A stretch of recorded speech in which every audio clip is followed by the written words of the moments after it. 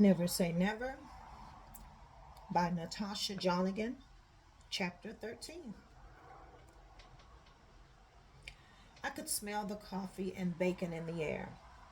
Kevin's bed was so comfortable, even the smell of coffee couldn't move me. Snuggling my cold body underneath the covers, I reached for the remote and turned on the radio. Ron's voice echoed throughout the open bedroom. He was planning a rally for Trayvon Martin with celebrity guests including Jay-Z and Beyonce. Ron suggested I attend and we could meet afterwards. We were meeting on a regular basis now, and each time he left money on the table. "Good morning, Mama Bear," Kevin said. He bought me breakfast in bed. "Why am I Mama Bear?" "From the way you snore, sweetheart." "Shut up and get over here." Kevin set the tray on the nightstand and laid his body upon mine. "Babe, I need to brush my teeth," I said. "It's not your teeth that I'm interested in," Kevin said, turning my body over as I positioned myself on my stomach. Kevin covered my back with sweet, soft kisses, making his way to my lower back. Massaging my butt with both his strong hands, Kevin proceeded to kiss and nibble on the crest of my hips. My body trembled with anticipation as I waited to connect with him once again. After breakfast, we sat in bed talking. Our conversations were getting deep, sharing more and more about ourselves and expectations. Kevin was from a smaller town in Texas outside of Houston. His dad was a pastor of a church and a widower. Kevin's mom died giving birth to him. Her heart stopped beating minutes after birth, and the doctors couldn't revive her. Kevin's father remarried when he was drafted a few years ago. My phone rang and it was my cousin Daryl. "Hey, honey, your mama's in the hospital and she wanted me to call you and Paula."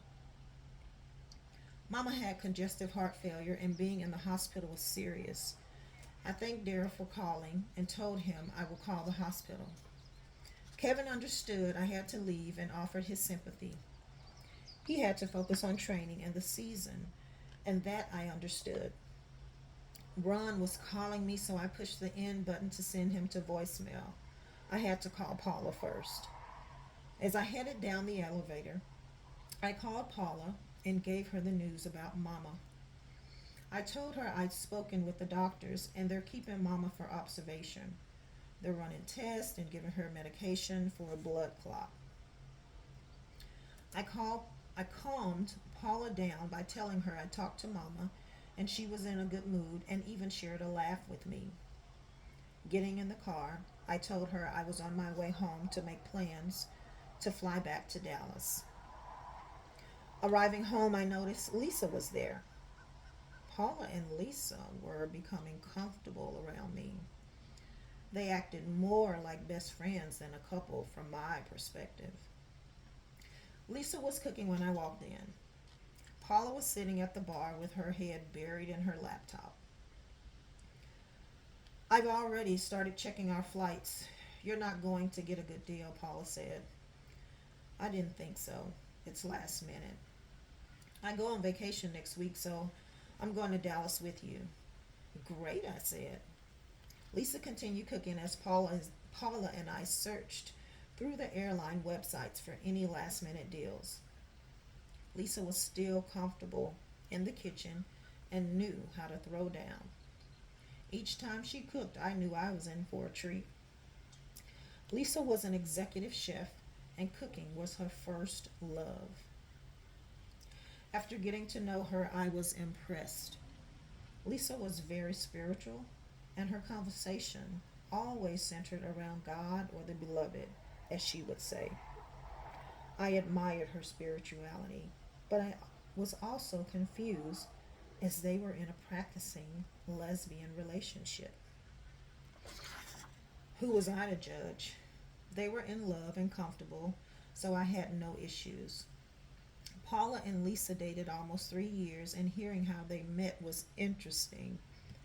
They shared the story after dinner. Lisa was shopping for a job she had for an upcoming weekend, and Paula was doing her usual Friday night grocery shopping. Paula walked inside the grocery store as Lisa was walking out. She admired Paula, caught her eyes as they crossed paths. Lisa said she made it to her car and couldn't leave until she had the opportunity to meet Paula. Paula was in the produce section, looking through bags of pre-packed salads. Lisa went back inside the store and noticed Paula looking a bit confused. Lisa approached her, not sure what to say. You know you better off going fresh, right? Lisa said. Paula was caught off guard, but flattered Lisa said something. Their conversation went on about some of the pre-packaged salads that were being recalled because of some type of breakout. Lisa put fresh spinach, lettuce, strawberries, carrots, avocados, purple onions, black olives, and cucumbers in Paula's basket. She suggested raspberry vinaigrette. Paula took her advice and suggested they exchange numbers to talk more about recipes. Lisa said she had more in mind than just recipes.